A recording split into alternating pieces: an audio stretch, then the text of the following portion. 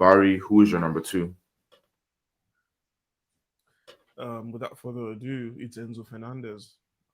Yeah, and you guys have been speaking on him, and I think what I would just like to point out is the fact that when he came to the Premier League, for me, judging from his World Cup performance, I saw him more of a deep line playmaker. Someone who doesn't necessarily want defensive duties but can help you, but he wants to be on the ball and he wants to ping those passes. And I think it took a while before Pochettino found a good balance for him. I didn't like the fact that Pochettino kept chopping and changing the squad, and then when he finally stuck with a certain formation or a certain group of players, um, he was. I think for me, he was pushing Enzo around a lot. Enzo Mm-hmm. played as a 10, Enzo played as a 6, Enzo played as an 8. Excuse me, but I think the inconsistency in terms of a particular position for him on that Poch probably didn't help him in his first season in England. And obviously, he got a lot of criticism for that. But the good Yeah, thing for him was the fact that he maintained his place in the Argentinian team. So I think finally, then under um, Maresca, I think Maresca from the jump was just like, you know what, you're going to be my number 8. You and Caicedo figure it out and impact the game the best way you can. But I think the biggest improvement this season for Enzo has to be the goal contribution. I mean, we saw glimpses of it last season. We saw what he could do in terms of crashing into the box. We saw what he could do in terms of set pieces being a threat as well. And I think we've seen more of that this season. I like the fact that he's also getting more involved in defending as well. I think that's one thing he probably shied away during his first season. But just like Anu said, if he probably works on his upper body physique and strength, I think he would be doing a whole lot more and he would feel more confident as well.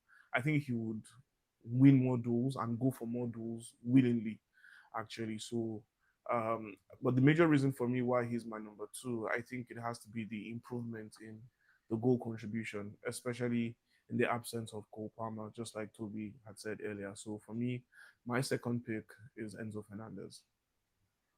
great call. I know who is your number two. My number two pick has to be Bruno G, the Newcastle captain. He's played 3,000 plus minutes in two of the last three seasons. Started all 38 games last season, started 37 games the season before. 5 goals, 6 assists last season, 3 goals, 2 assists this season, 7 goals, 8 assists, 23, 24, 4 goals, 5 assists, 22, 23, 5 goals, 1 assist, 21, 22 from 11 starts. Was seventh in the league last season for the ball progression with 7.5 progressive passes per 90, which placed him in the top 10% of Europe in terms of the ball carrying. Fantastic as well. Somebody who is a spectacular player in every aspect of the game.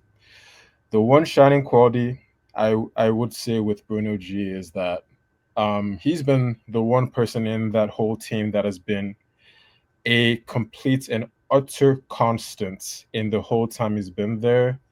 Like a lot of players have moved, a lot of players have had like suspensions as well as a whole load of like the injuries as well.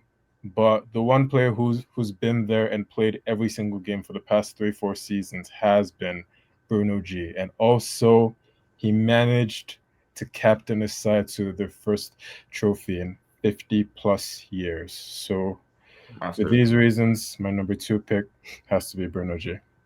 Actually, very, very valid. The reason why I didn't include Bruno G on my list is because I think I had him in the top six, in the best sixes, which he definitely has amazing defensive qualities that he has for Newcastle. But he's Yeah. in my honorable mentions list. Bruno G absolutely is a fantastic player.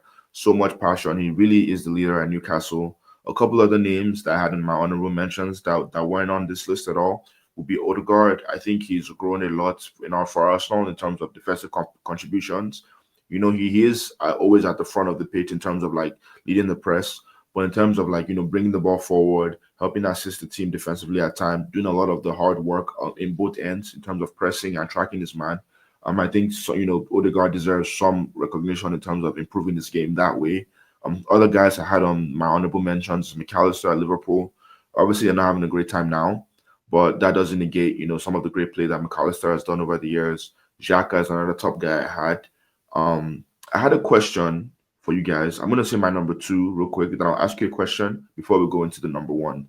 My number two, which I'm going off of last season and this season, and although his team has been performing really, really, really bad, I wanted to get an opportunity to like give him his kudos in terms of what he's done for his national team and his club team. Is Dominic Szoboszlai.